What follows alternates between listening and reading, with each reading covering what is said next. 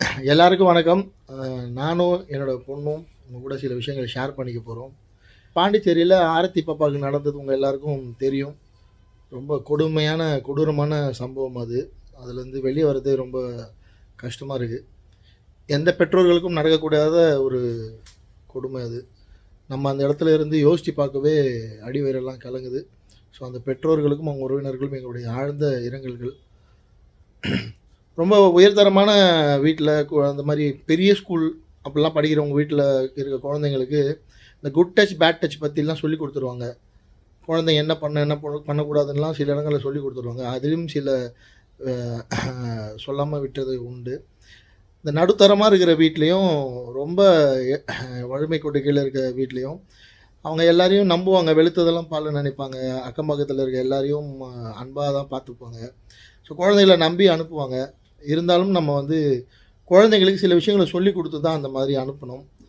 So அதில் சில விஷயங்கள் இந்த குட் டச் பேட் டச் அப்படின்றது யாரையும் நம்பக்கூடாத ஒரு சூழ்நிலை, அந்த மாதிரி ஒரு உலகத்தில் வாழ்கிறோம்.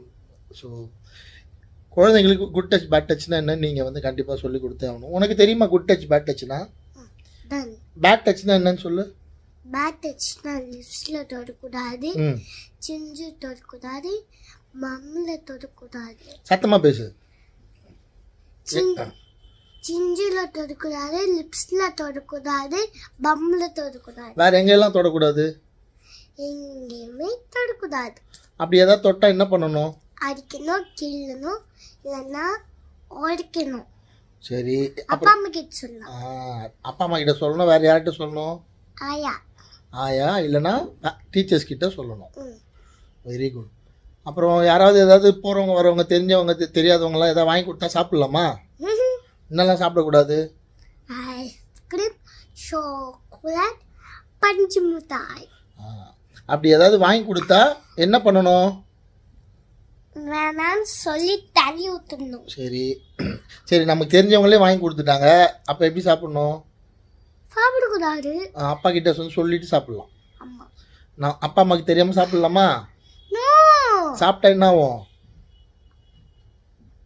போயிடுவாங்க கொண்டு.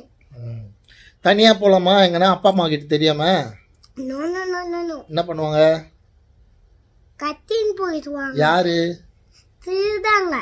ஸோ அப்பா அம்மாவுக்கு தெரியாமல் சொல்லாமல் எங்கேயும் போகக்கூடாது, விளையாடக்கூட. சரியா? இல்லைன்னா நம்ம வீட்டில் யாராவது இருந்தால் அவங்க கூட தான் இப்போ விளையாடணும். Very good. ஸோ இந்த மாதிரி நம்ம நிறைய விஷயங்கள் நம்ம குழந்தைங்களுக்கு நம்ம சொல்லிக் கொடுக்கணும். ஃப்ரீ டைம் கிடைக்கிறப்பெல்லாம் குழந்தைங்களுக்கு இதை பற்றிலாம் பேசணும்.